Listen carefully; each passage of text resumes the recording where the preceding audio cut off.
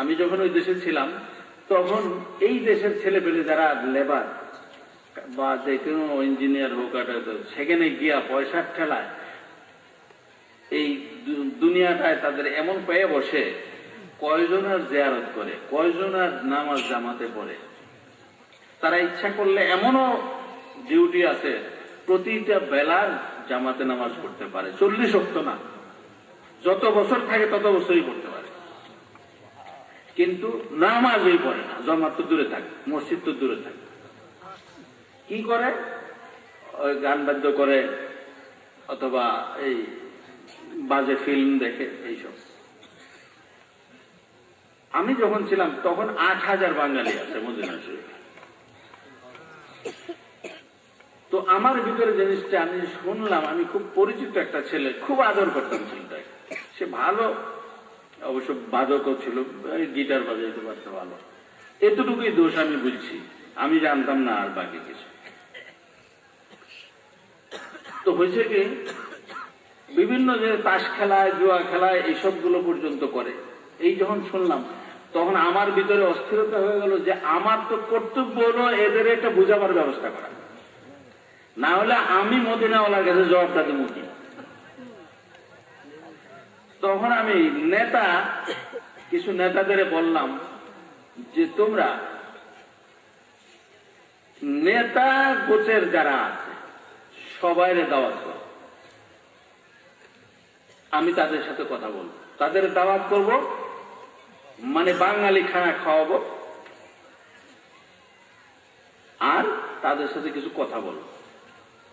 তো তোমরা আমার এই সাহায্যটা করো যে তাদের দাওয়াতটা তাদের কাছে পৌঁছায় দাও, এবং যে জায়গা নির্দিষ্ট হয়ে গেল, এবং কারা রান্না বাজার করবে, কারা সমস্ত পয়সা নিজের থেকে দিলাম। অত্যন্ত বড় সাইজের দিলে কতজন লোক হওয়ার দরকার? যে 100 লোক হলেই যথেষ্ট। নেতৃস্থানীয় যারা 100 লোক হলে, 100 লোক যদি হেদায়েত হয়ে যায়, আপনার 8,000 লোক হেদায়েত হয়ে যাবে ইনশাআল্লাহ। এই তারা বলল আমার। আমি বললাম ঠিক আছে, 100 লোকের ব্যবস্থা করো বা কিছু বেশি করো। তো দুম্বা কিনা যাবে, সবকিছু একেবারে বাংলায় কায়দায় খুব নিজেরা রান্না বান্না করে আনন্দ করে খাওয়া দাওয়া হলো। এখন সবাই কানা ঘুষা করতেছে, কই এটা কি কারবার? আরে দুনিয়ায় হুজুরও মানুষে খাওয়ায়, এখন হুজুরে আমাকে খাওয়ায়, ঘটনা কি? এখন এই চিন্তায় পড়ে গেছে, ফুসফুস করতে আছে। আমি আবার কানে কানে শুনতেও আছি যে আলাপ করে। তো এখন যাওয়ার সময় রাত্রে 10:30 বেজে গেছে প্রায়। এখন কই যে হুজুর এখন যাওয়ার মতো লাগে না, গাড়ি পাবো না, অনেক দূরে দূর থেকে আইছে অনেক। আচ্ছা তো ঠিক আছে, যাও তোমরা, আল্লাহ হাফেজ। কই কিছু কইবেন নাকি? কই আমি যখন বললাম যে কিছু তো কইতে চাইছিলাম আসলে, কই আবার কোন বেজালে করি কে জানে। কি কইতে চাইছিলেন হুজুর? কই ভালাম। আমি বললাম শুনলাম এরকম ঘটনা, কেউ কেউ তাস খেলো, কেউ জুয়া খেলো, কেউ নামাজ পড়ো না, এইসব। তখন আল্লাহর কাছে আমি, আল্লাহ বন্ধুর কাছে, মদিনাওয়ালার কাছে কি জবাব দেবো, এই চিন্তায় কিন্তু তোমাকে দাওয়াতটা দিই। তখন একজন আরেকজন চাওয়াচাওয়ি করতে আছে, এই তো মতলব আছে তাইলে। হ্যাঁ আচ্ছা, মতলবের মানুষ তো, তাই বুঝে ফেলেছে মতলবের মানুষ। শেষে আমি তাদের বললাম যে আজকে তোমরা এই যে 80 জন লোক হয়েছে, গনার 80 জন লোক হয়েছে, 100 জনের দাওয়াত দেওয়া হয়েছে। আমরা তোমরা 80 জন, 8,000-এর প্রতিনিধি 80 জন, এটার মিল আছে তাই না? 100 হলে একটু বেমিল হইতো অঙ্ক করতে, 80 জন মিল আছে না? আচ্ছা, তো এই 80 জনের উপরে দায়িত্ব দিয়ে দিলাম। তোমরা কিন্তু সাক্ষী রইলা যে হাসরের দিন যেমন আমারে না ধরে, ঠিক নেই কথা? তোমরা কিন্তু সাক্ষী। আর এখন তো মুশকিলের কথা, এত গুরু দায়িত্ব কি আমরা পালন করতে পারবো? আমি তোমরা চেষ্টা করে দেখো, দেখবা যে মদিনাওয়ালা তোমার সাহায্য করবে।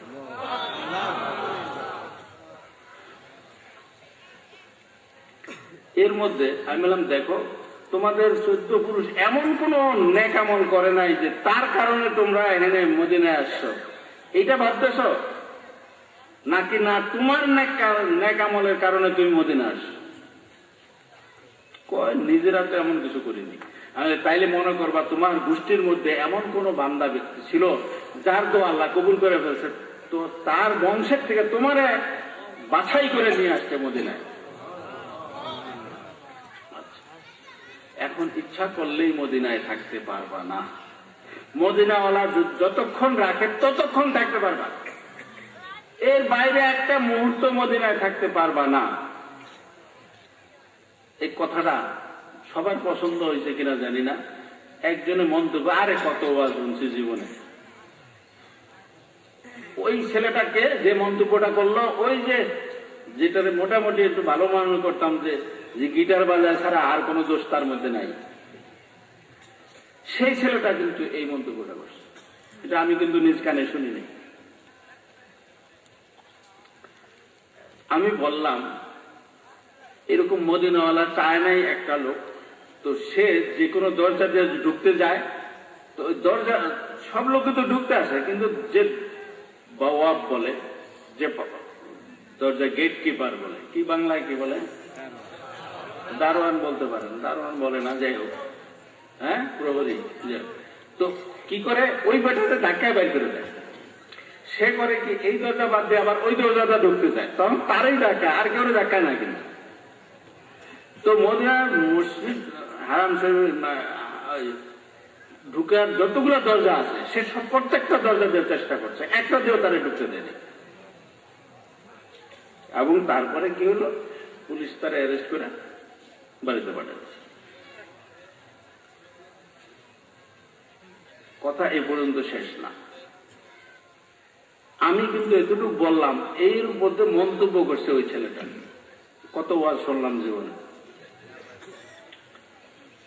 আমি পরের দিন জোহর পরে আইসা, আমি যে ছেলেদের সাথে, সেখানে 6টা ছেলে ছিল বাঙালি, ওরা আমার খেদমত করত, একজন সবচেয়ে বেশি, আর বাকিরা ওর বন্ধু। একসাথে থাকতাম একটা 5 স্টার হোটেলের ইয়েতে, ওদের যে জায়গায় স্টাফ থাকে সেখানে থাকতাম। ওদের সাথে একটা সিট আমার দিয়ে তো খাওয়ার সময় বলে, হুজুর একটা আবদার তো রাখুন লাগবে। বলে কি? কয়েকটা ঘটনা ঘটে গেছে, আপনি রাখবেন, কথা দেন। আমি বললাম না শুনে আমি কি কথা দেব? না শুনলে আমি কথা দিতে পারি। বারবার যখন এরকম করতেছে, আমি বলে আচ্ছা বলো তো শুনি। বলে যে গতকাল রাত্রে আপনি যে আলোচনা করছিলেন, তখন একটা নাম বলল যে অমুকে একটা মন্তব্য করছে, তো তাতে কি হয়েছে? সকালবেলা অফিসে গিয়ে দেখে তার নামে চিঠি বেরিয়ে গেছে, তার চাকরি নাই।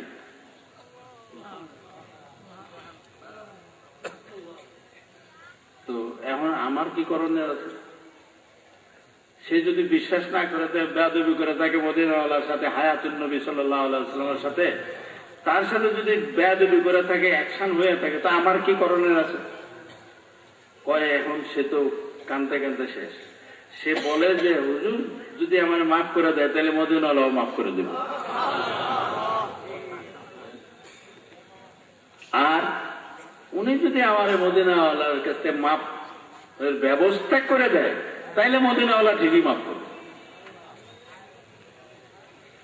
আমি বললাম যে এটা তো মদিনাওয়ালার কাম, আমার কোনো ব্যাপার তো না। না না না, তাদের বোঝান যাবো না। তাই এখন কি করতাম, শেষ পর্যন্ত ওরা নাসর বান্দা, এতদিন খেদমত করছে, বৎসরের পর বৎসর, তাদের কথা কেমনে না রাখি। তখন বলল যে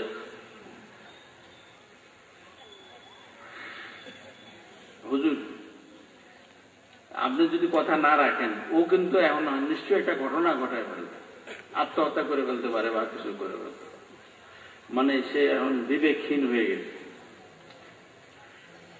আমি বললাম যে কি করণীয়? হুজুর আপনি নিয়ে যান, রজা মোবারককে নিয়ে তারা একটু মাথার ব্যবস্থা করে। আমি বললাম যে এর দূর সাহস আমার নেই। বলে তাহলে কি করো? আমি তোমরা তারে নিয়ে যাও। আপনার সাহস না থাকলে আমার কাছে। আমি বললাম যে যখন দিশা পাইব না, তখন কইবা যে মঞ্জুর আমাদের পাঠাইছে, এইটা কই অন্তত।